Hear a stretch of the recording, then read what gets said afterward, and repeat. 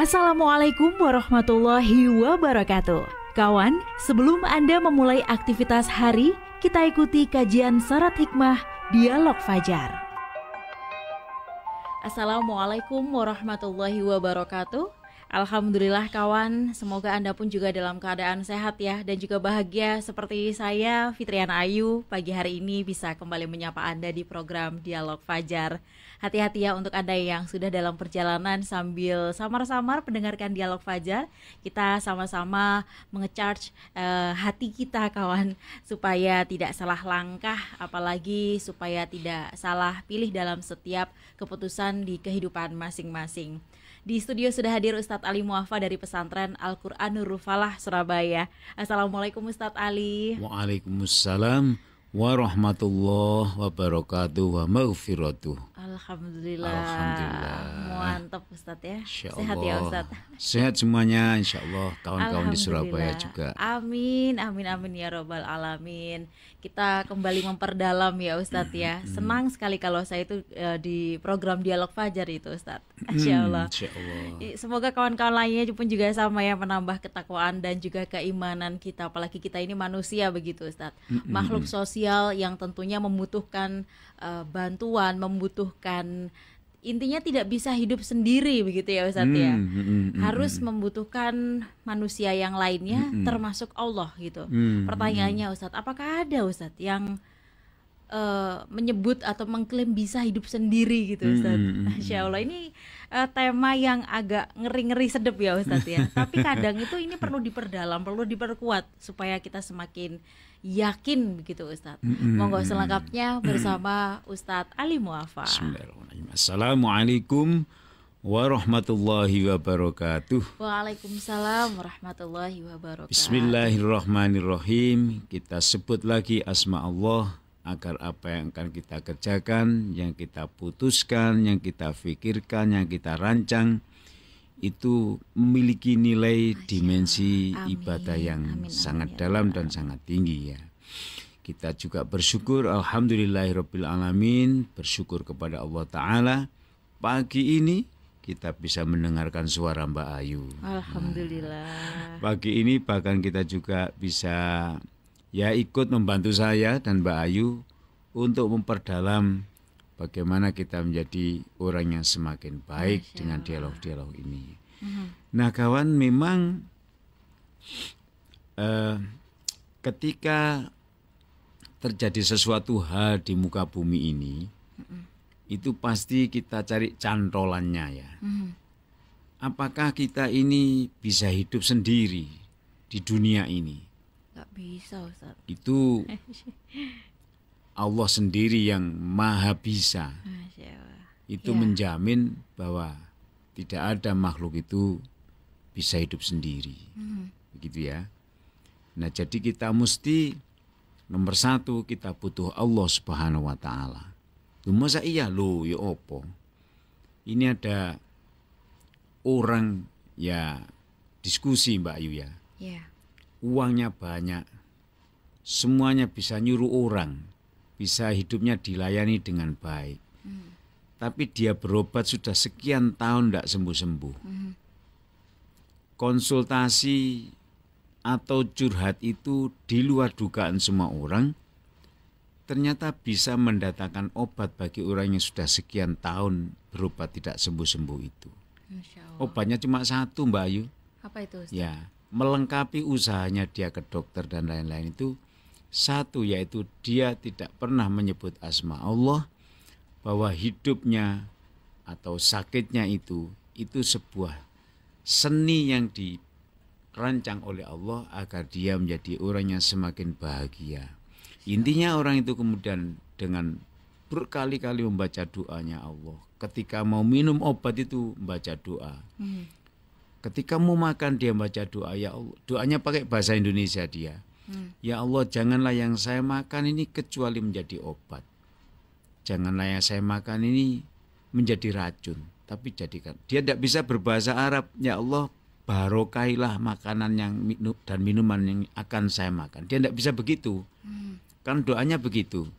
Doanya seperti itu. Jadi dia menjadi sembuh karena melibatkan Allah dalam segala aspek yang ia lakukan. Seperti saya kasih contoh tadi, mau minum obat pun dia menyebut asma Allah. Sesungguhnya Mbak Ayu, dari cerita kejadian di dunia tadi yang saya ceritakan itu, dia sembuhnya itu karena hatinya sendiri. Masya Allah. Jadi dia ketika kita ajak berdoa terus menerus mendekat pada Allah, dia sembuh dari hatinya. Selama ini dia itu merasa hidupnya itu sendiri. Ya Allah. Jadi tidak butuh siapa-siapa. Dia sakit ya butuh dokter, tapi dia tidak merasa butuh dokter. Kan kasih uang gitu loh. Ya. Dia itu ukurannya dari materi. Saya ini bisa segala macam, tidak butuh siapa-siapa. Saya pengen obat yang paling mahal, saya bisa beli. Nah, cuma gitu aja transaksinya. Dia tidak pernah menyertakan Allah di dalam kata-kata itu. Mestinya kan, ya Allah terima kasih engkau kasih saya kekayaan kayak begini. Sehingga saya bisa membeli obat yang paling mahal. Yang kata yang ahli obat ini, mak nyospleng begitu ya, misalnya kan gitu ya. Jadi begitu diminum langsung sembuh. Itu pasti karena engkau yang berikan kekuatan. Lah aku gak tahu diucapkan kayak begitu itu. Akhirnya gak sembuh-sembuh. Nah, ini namanya hidup tidak bisa sendiri, membutuhkan bantuan Allah Subhanahu wa taala. Yang paling utama lagi adalah Allah kasih kesembuhan melalui hatinya. Nah, ini. Saya kira penelitian-penelitian sudah membuktikan ya, bahwa penyakit fisik itu banyak dilahirkan oleh kondisi hati yang kurang sehat lah ya, kurang sehat. Sehingga contoh Nabi siapa Mbak yang penyakit kulitnya sedemikian rupa itu ya? Nabi Ayub. Nabi Ayub ya kan? Nabi Ayub itu Masya Allah, kita mendengar ceritanya aja nggak sampai ya, nggak kuat kan ya Mbak ya. Betul Ustaz. Tapi kenapa beliau bahagia sekali? Iya. Semua orang melihat itu penyakit, tapi ya beliau juga merasa sakit.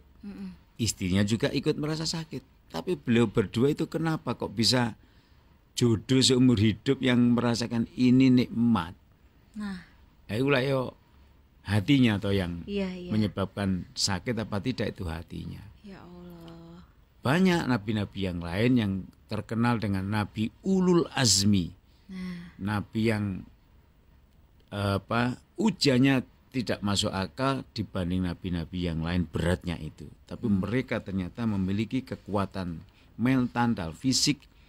Justru ujiannya itu mendekatkan diri kepadanya. Hidup manusia tidak bisa mandiri, pasti butuh Allah Subhanahu wa taala. Tak ada satupun kegiatan yang kita lakukan kecuali kita itu dibimbing untuk ingat pada Allah dulu. Ketika Ramadan yang dulu itu Mbak, rame-rame umat Islam memperingati nuzulul Quran. Ujung-ujungnya semuanya menyentuh pada kalimat pertama yang dalam wahyu yang pertama itu Iqra. Disuruh membaca lagi kita. Disuruh meneliti lagi. Nah, yang kedua, manusia pasti butuh manusia yang lain. Misalnya kita lihat surat Zukhruf ya, ayat 32. A'udzubillahi minasyaitonirrajim. Ahum yaqsimuna rahmata rabbik. Ya. Ini ya bisa teguran, ini bisa sapaan yang indah dari Allah, bisa juga sindiran. Kalau di dalam bahasa Surabaya kan anggitmu prestasimu iku ya olehmu dhewe ngono ta. Ono campur tangan gitu ya. Iya begitu loh. Ono cawe-cawe gitu. Apa enggak ada cawe-cawe Allah ya setidaknya ya cawe-cawe kawan-kawannya gitu ya. Kalau kita baca berita-berita kan sebuah perusahaan yang hebat itu bosnya mengatakan bahwa ini prestasiku loh. Disik tak temenan tak itu. Padahal yang kerja keras karyawannya ya. Nah, ya. Karyawannya yang nyapu itu loh. Ya Allah. Yang nyapu, yang ngepel itu bukan sembarang orang. Masya Allah. Masa mungkin owner kita itu menyapu? Loh itu loh Mbak, itu contoh itu saja sudah. Iya ya gak iso urip dhewe kita ini ya, nggak bisa. Iya. Nah itu nahnu qasamna bainahum ma'isyatahum fil hayatid dunya. Jadi itu tatanan indah yang disusun oleh Allah dalam permukaan bumi ini. Wa rafa'na ba'dahum fawqa ba'din darajat. Jadi ayat ini menerangkan bahwa ternyata level hidupnya manusia itu ada yang level tingkat tinggi ya. Sebelah level ekonomi sosialnya tingkat tinggi, tingkat A. Ada yang tingkat B, ada yang tingkat C. Bahkan di Indonesia itu membuat masalah kesulitannya. C itu maksudnya sudah fakir miskin lah Mbak Ayu bahasa kita. Lu si orang ini sore mana? Jenenge lu sampai gauman di bawah garis kemiskinan. Itu saking beragamnya level hidup kita itu. Itu ternyata Allah sudah mengumumkan Zukhruf 32 itu. Supaya apa? Lihat takhidha ba'duhum ba'dun sukhriya. Ya. Jadi leveling tadi itu menciptakan harmonisasi hidup kita ternyata. Ya, tadi kembali kepada contoh seorang bos itu tadi. Dia ternyata tidak mau repot-repot. Ya. Dia hidupnya ingin dilayani. Enggak apa-apa, Allah tidak melarang kok. Justru kalau kita butuh pelayan, itu berarti sudah sunatullah. Sunatullah itu maksud saya, lihat takhidha ba'duhum ba'dun sukhriya. Level-level A, B, C, D, E, F, dan Z itu pasti saling membutuhkan. Jadi sukhriyan itu maknanya luas ya. Saling sharing, saling membutuhkan, saling membantu, saling mempergunakan. Satunya punya okol yang kuat, fisik yang kuat. Satunya punya pikiran yang tangguh, tapi dari sisi okolnya tidak kuat dia. Cuma muter mobil yang sekian derajat saja dia langsung sakit, keplecuk, kecetit sarafnya, macam-macam, gak tahu nyopir. Lah apa mana nyuci mobilnya Mbak? Lalu lebih butuh mana Ustadz? Ke Allah atau ke manusia sebenarnya? Oh lah ini, Masya Allah.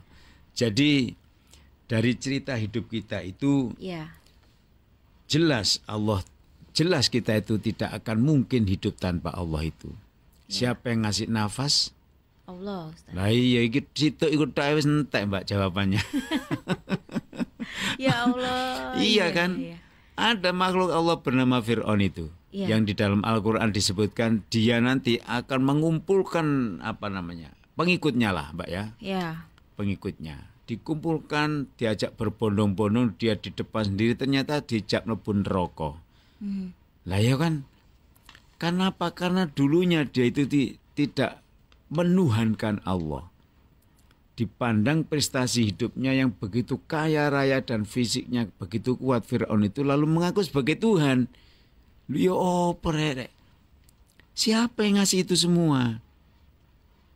Dikirimlah Nabi Allah, Rasul Allah untuk mengingatkan ojo ngono rek, ojo sombong begitu. Tapi dia sampai nafas terakhir yang ia hembuskan itu ternyata dia juga tidak terbuka hatinya untuk mengakui Allah sebagai zat yang membackup seluruh kebutuhannya, yang tanpa dia, yang tanpa Allah dia tidak akan bisa hidup. Itu dibuktikan oleh Allah pada detik kematiannya itu.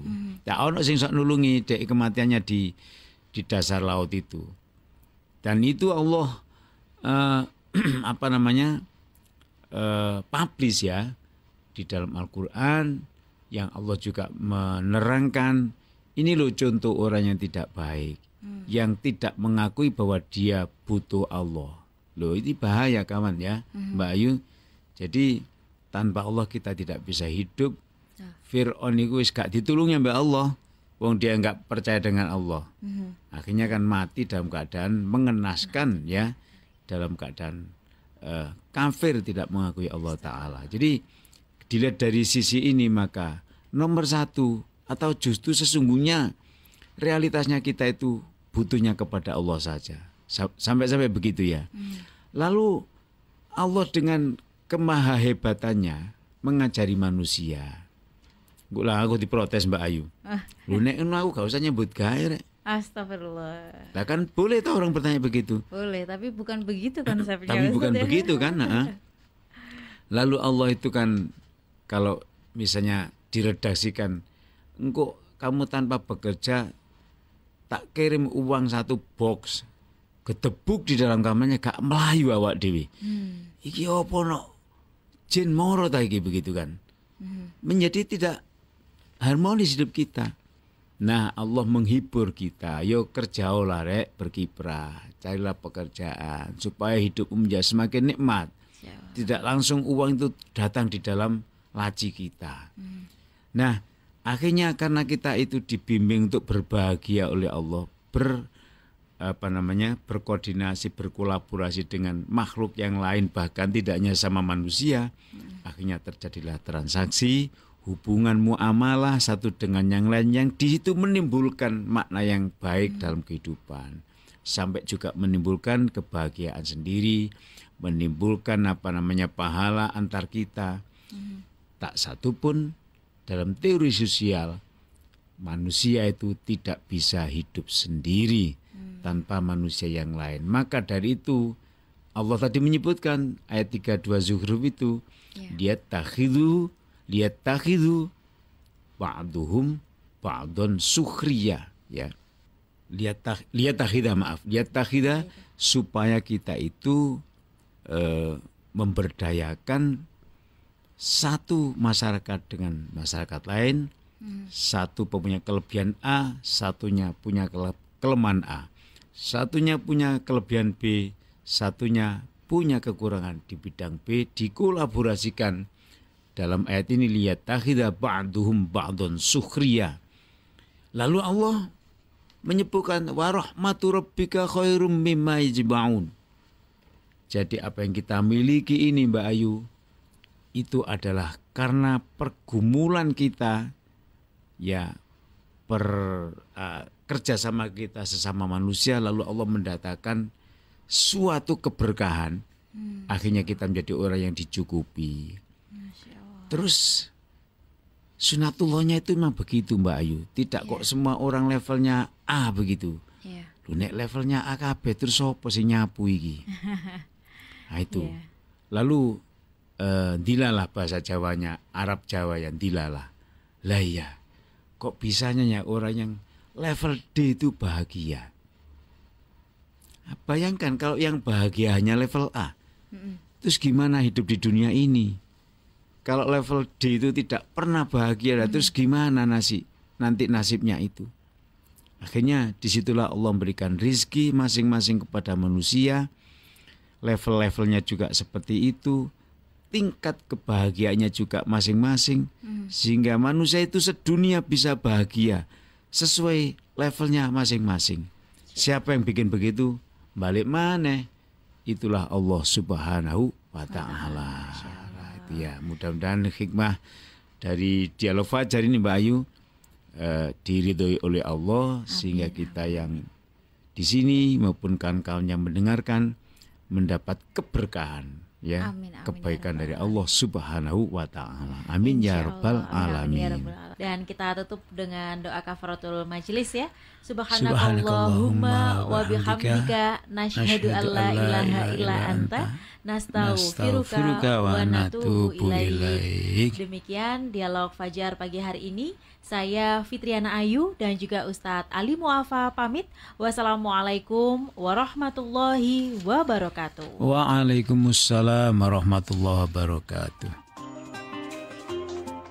Program Dialog Fajar yang baru Anda simak kerjasama Suara Surabaya dan Pesantren Al-Quran Nurul Falah Surabaya, lembaga dakwah yang amanah, profesional, dan berbasis Al-Quran. Pesantren Nurul Falah mencetak guru-guru Al-Quran dengan metode tilawati dan tahfidz Al-Quran. Informasi dan pemberian donasi hubungi 031 828 1278 atau nurulfalah.org.